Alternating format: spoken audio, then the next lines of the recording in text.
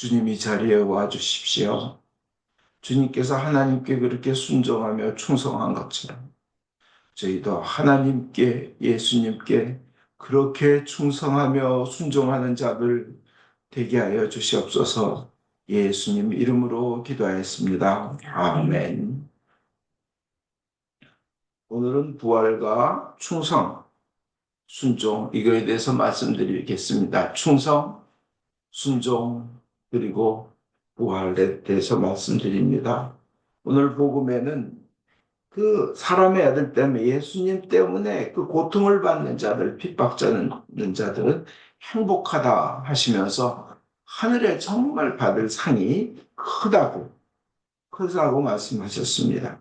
그런데 우리의 가장 큰 상은 사실은 기본적으로 우리가 받을 예수님을 믿는 자들이 받을 큰 상은요. 그 무엇보다도 부활입니다. 우리 기독교 신앙은요. 부활 신앙입니다. 부활 신앙이 뭐냐? 기독교에서는 부활 없으면 기독교는 없어요. 뭐냐? 예수님이 부활하셨고 나도 부활한다는 겁니다.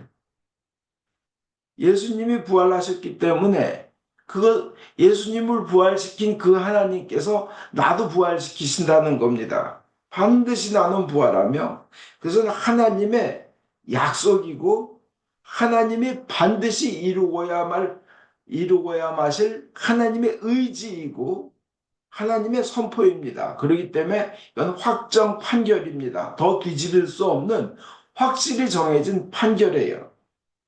하나님은 그러한 그 하나님을 이렇게 믿는 사람들, 그런 믿어주는 사람들을 굉장히 기뻐하십니다.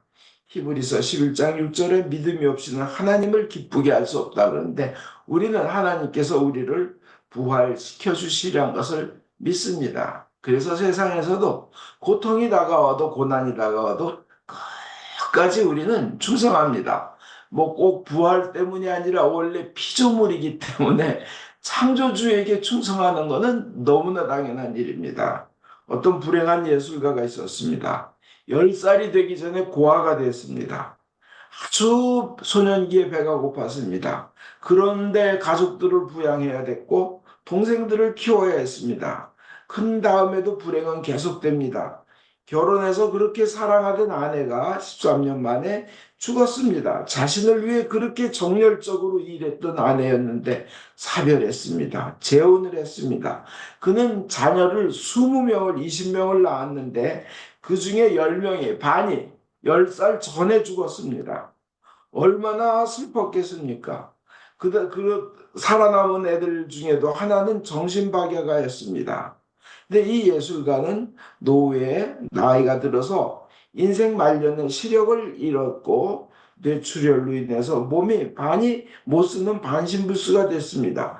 그러나 그렇게 일생 동안 역경을 당하고 끊임없이 괴로움을 당했지만 그는 계속 불후의 명작, 정말 뛰어난 명곡을 남겼습니다. 그리고 그의 작품마다 첫머리에는 그리스도의 이름으로 그리고 마무리는 오직 하나님께 영광 이 말을 항상 붙였습니다. 이 사람이 바로 요한 세바스찬 바하입니다. 이렇게 끝까지 충성하는 그런 믿음을 가진 우리 모두 되기를 바랍니다. 많은 사람들이요. 예수님만 부활하면 됐지. 나는 나까지 부활식이나 이런 분들 계세요. 그냥 죽어서 그 영원히 그냥 살면 됐지 그러는데 아닙니다. 성경은 예수님은 하나님은 분명히 말씀하십니다. 우리가 이 몸도 반드시 부활한다고 약속하십니다. 근데 신령한 몸이에요. 더할 나위 없이 좋은 몸입니다. 요한복음 5장 29절에 선한 일을 한 사람들은 부활하여 생명의 나라에 들어가고 악한 일을 한 사람들은 부활하여 단죄를 받게 될 것이다. 이렇게 예수님이 말씀하셨어요. 하나님 보시기에 가장 선한 일은 뭔지 아세요? 하나님을 믿는 겁니다. 예수님을 믿는 거예요. 그 어떤 선한 일을 해도 영생을 얻지 못합니다. 선한 일을 해도 천국 가지 못합니다. 예수를 믿는 그 믿음이 우선 있어야 기본이 되는 거예요. 근데 하나님이 볼 때는 아들을 내어주시는 아들의 생명까지 내어줬는데 인간이 할 가장 선한 일이 뭐겠어요? 그 하나님의 그 뜻을 받아들이고 예수님을 믿는 게 가장 선한 일인 거예요. 하나님 보시기에 가장 큰 죄는 그 예수를 받아들이지 않는 죄예요. 감히 황제가 자기 아들 왕자를 보내서까지 살려줬는데 그 왕자를 안 믿는 백성은 그건 큰 죄인 겁니다.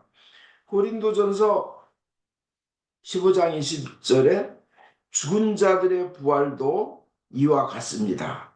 죽은 자들 부활한다는 거예요. 15장 42절에 죽은 자들의 부활 이와 같습니다. 썩을 몸으로 묻히지만 썩지 않는 몸으로 다시 살아납니다. 데살로니가전서 4장 16절에 명령이 떨어지고 대천사의 부르는 소리가 들리고 하나님의 나팔 소리가 울리면 주님께서 친히 하늘로부터 내려오실 것입니다. 이거 재림이죠. 그러면 그리스도를 믿다가 죽은 사람들이 먼저 살아날 것이라고, 부활할 것이라고 성경은 분명히 얘기합니다. 예수님도 말씀하셨죠. 성경의 제자들, 사도들도 얘기하시죠. 그 다음에 예수님 요한복음 6장에 또 다시 말씀하십니다. 내게 주신 자는 하나도 잃지 않고 한 명도 잃어버리지 않고 그 누구나 모두예요. 모두 다 마지막 날에 다시 살리는 이것이다. 그게 하나님의 뜻이라는 거예요.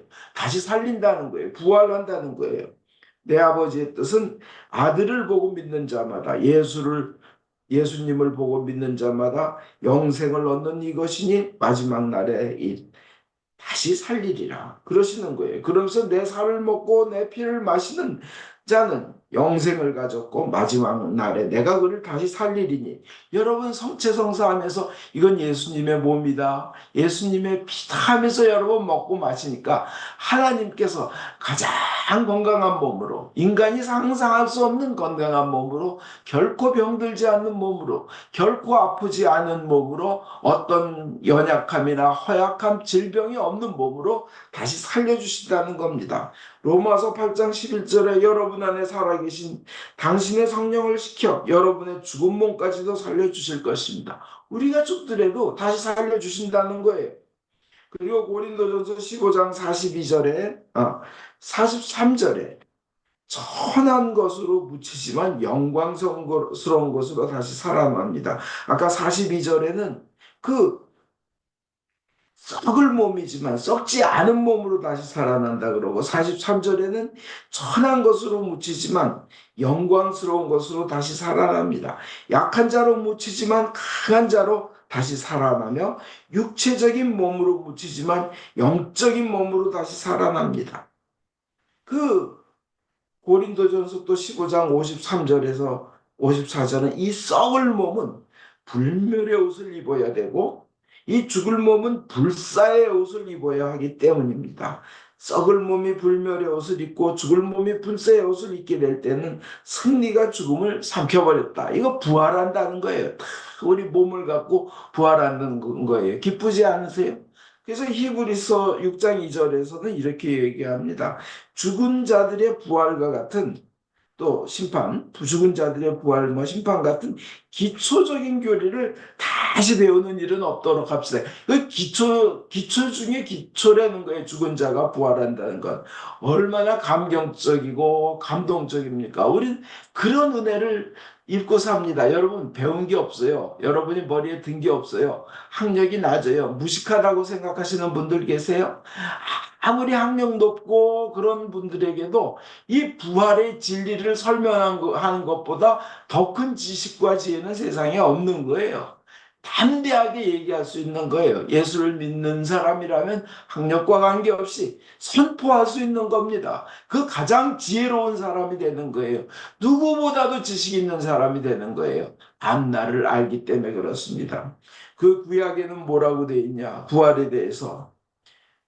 우리는 믿습니다. 이사야서 26장 19절에 죽은 당신의 백성이 다시 살 것입니다. 그 시체들이 다시 일어나고 땅속에 누워있는 자들이 깨어나 기뻐 뛸 것입니다.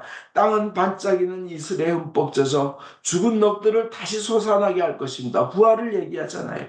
다니엘서 12장 2절에도 이렇게 얘기합니다. 티끌로 돌아갔던 대중이 잠에서 깨어나 영원히 사는 이가 있는가 하면 이렇게 얘기해요. 우리 부활한 몸엔 어떤 장애가 없습니다. 정말 늙지도 않습니다. 외롭지도 않습니다. 그 몸을 가지면요, 부활한 몸을 가지면 실패와 절망, 가난과 죽음, 그거 없습니다. 그것으로 인한 눈물도 없습니다. 저주나 재앙도 없습니다. 무서운 병균도 바이러스도 없습니다. 그리고 오로지 사랑과 평화와 행복만이 가득한 그런 몸을 가지고 그런 존재로 산다는 것입니다. 우리는 그런 복을 주신 하나님께 충성하여야 됩니다.